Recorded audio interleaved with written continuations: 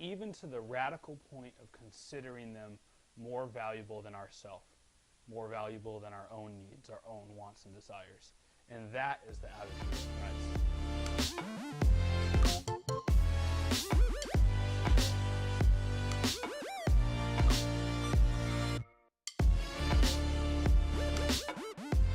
Hi, I'm Pastor Tanner. I'm one of the Tribulets, and you will notice that my wife, Kara Triboulet, is not here today.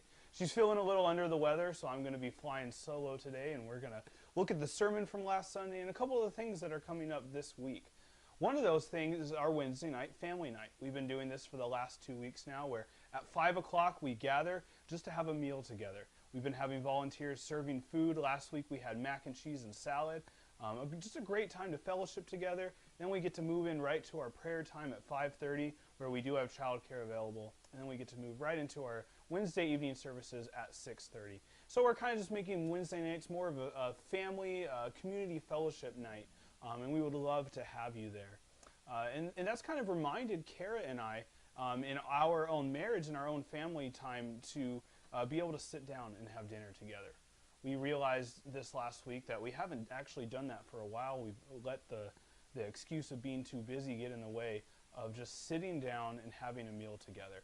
And I don't know what it is about eating food and a meal, but just sitting down together as a couple has been great for our marriage. And we just wanted to put that out as a reminder to you as families that in the busyness of life and the go, go, go, to take time to sit down together and just be together. Put the phones down and have some conversations. So we're going to go ahead and move into a couple of things from the sermon this last Sunday. Pastor AJ preached on humility from Mark chapter 9. He opened with this story about Pastor Tozer, who was an amazing Bible college professor from a little bit ago, who was a very well-renowned professor. And what happened was there were some English students came over from England, came to America to learn from him at the Bible college. But what they discovered is that there was this tradition in England where the students would leave their shoes out in the dorm overnight to be cleaned, something that the American students didn't do. And so when Tozer recognized this, he went ahead and started cleaning all the shoes, tried to get some help. No one really wanted to help him. And so it's just this picture of this prestigious college professor stooping down to clean one of the dirtiest articles of clothing. And just the picture of humility that gives us. And that goes right into the passage that we read in Mark chapter 9 of Jesus calling his disciples to say, hey, it's not about being the greatest in the kingdom, like the disciples asked him in the passage. It's about being the last. It's about being the servant. And part of what Jesus did, talked about in that, was using the example of children. And that was one of the questions from the sermon this week is, you know, the children in that culture were viewed a little different from the children in our culture. Children in our culture are very adored, very precious, and while they don't, you know, maybe not have the highest social standing, they're very adored and cared for. And not to say in the Jewish culture that they weren't, but when you were in public, in a social setting, children were the last to be thought of. And the way that Pastor AJ showed us is that in that culture, it was Jewish men who were not Jewish, women, and children. And now, of course, we don't say that this is the way it should have been, but this is the way it was in that culture. And so for Jesus to pick up a child in his lap and say, if you want to welcome me, Jesus, you need to welcome this child. So for Jesus to do that in a public setting was radical. To say that you need to accept the least of these, the absolute last that you would think of. If you are going to be a follower of me, Jesus Christ, my heart is for everyone, including the least of these.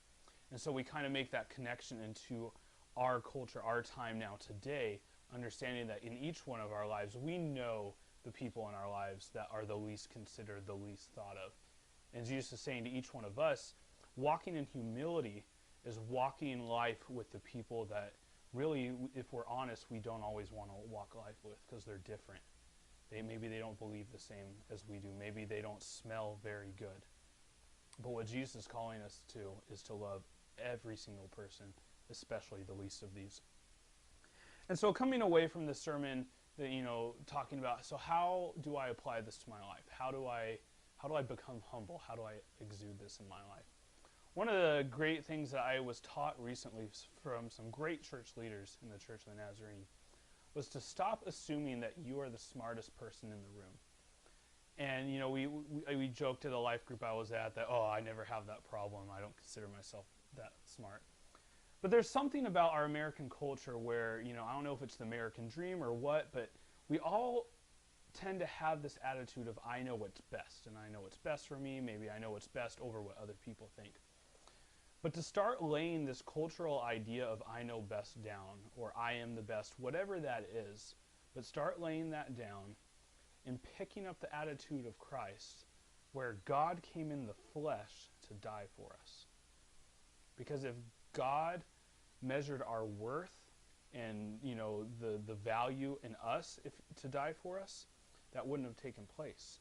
But he loved us so much that he did it anyway. And so that connects to our life, where we get to go to those in our lives where we think they are the least deserving, and we go to them first. Even to the radical point of considering them more valuable than ourselves, more valuable than our own needs, our own wants and desires. And that is the attitude of Christ. And when we talk about being more like Jesus and being Talmud of him, this is every part of that. And so we want to thank you for joining us for the video today. I hope that you gathered a lot from the sermon last Sunday, and I hope that you are actively part of your mission field this week, being humble and looking for the people that are never thought of and thinking of them first.